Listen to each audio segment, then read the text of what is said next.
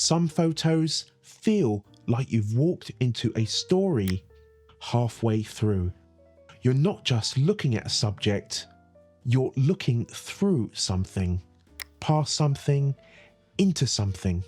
And it's that depth, that subtle stacking of space, that makes the photo feel like a real moment, not just a flat image. That's what layering does. In this video, I want to show you how layering can quietly transform your photography and how you can start noticing it even in the most ordinary of places.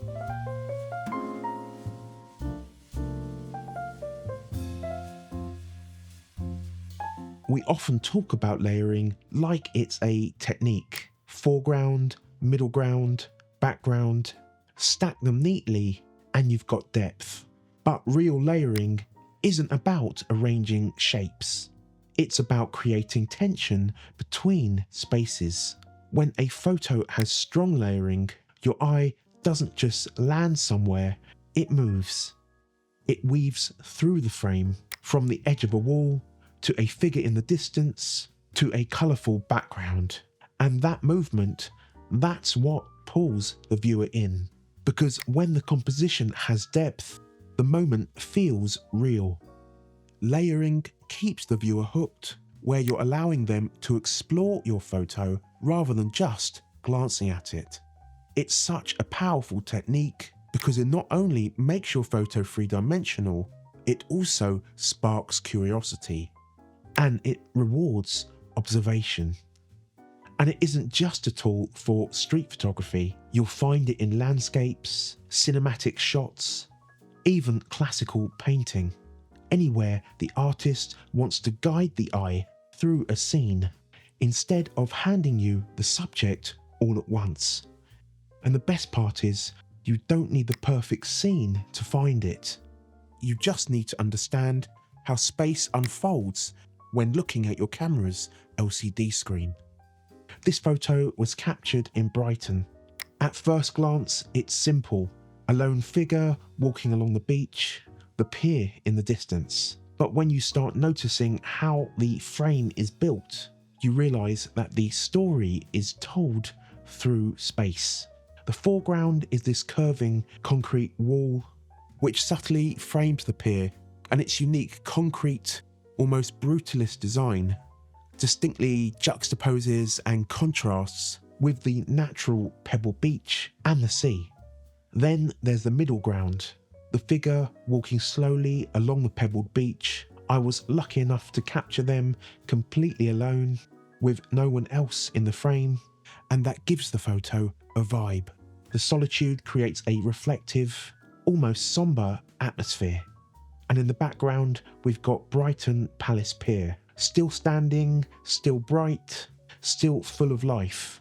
But from this distance, it becomes almost a silhouette, a shape against the sea. And that's important because it adds a layer of familiarity and curiosity. Together, these three layers, structure, subject, landmark, create more than just depth. They create rhythm. Each part gives the next something to lean on. That's what makes layering so cinematic when it works. Like a frame from a movie, built through intentional composition and framing.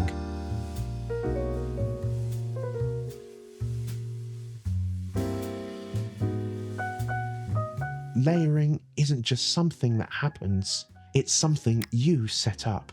You find an anchor in the foreground. That might be a post, a street sign, a doorway, a person's arm, anything with shape, texture, or weight. Something that leads into or frames the rest of the scene. And then you wait. Or if you're lucky enough, you simply find it. This is where layering becomes less about technique and more about tuning in to your surroundings. You're not chasing the perfect moment. You're creating the conditions for it to appear. Shoot from around f5.6 to f11 to hold that sense of depth across the frame with auto ISO 100 to 3200 and a minimum shutter speed of 1/250th of a second. Just enough flexibility to handle chasing light, but still freeze any subject. Maybe you'll find a street where light hits just at the right angle, or a spot where people are sitting and talking, giving you clean subjects and a space to compose. Choose your foreground and either find or wait for a subject to enter the middle ground. And the background can be anything. It just needs to support the subject, not distract from it. All of these pieces, foreground, subject, background, will line up by you either exploring or waiting. You might have to fish, that's finding your frame, casting your line, and either finding or waiting for the right subject to enter it. Sometimes it happens in 10 seconds, sometimes it takes 20 minutes. But when it lands, when all three layers connect in a single moment, the photo has a kind of quiet energy that you just can't fake.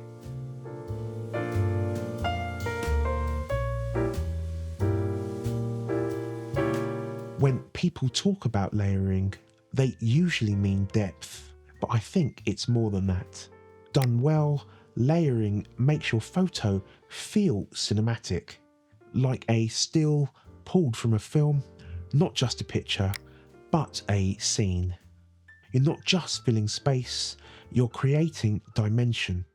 Foreground, middle ground, background, each one doing a different job. That's what gives the image its structure, its atmosphere. You can almost feel the camera panning through the frame, following the subject as they move between the layers. And it's not all about dramatic subjects or exotic locations. It's about using depth to create presence, to make the scene feel like it continues beyond the edges of the frame. A structure in the foreground gives weight, a figure in the middle ground provides story, a background with any kind of detail can give the photo context. That's when layering starts to do the job of cinematography. It guides the viewer's eye, gives the photo space to breathe, and builds something that's more like a story than a snapshot. And once you start composing that way, with depth in mind, you stop looking for subjects, you start building frames. So that's why I keep coming back to layering. It's not just about foregrounds and backgrounds, it's about building images that feel deliberate, spacious, and cinematic. When you learn to work with depth, your photos feel more intentional, not because they're perfect, but because they carry structure. They feel like scenes, not just images. If you found this helpful and you'd like to go deeper, I've got presets, cheat sheets, and extra breakdowns on my Patreon. And if you want to support the channel, that's the best place to do it. If you like this video, please give us a like and a comment, and subscribe if you haven't already done so. Thank you very much. Now check out this video here to learn the art of shooting reflections and windows. Until we meet again, go forth and create.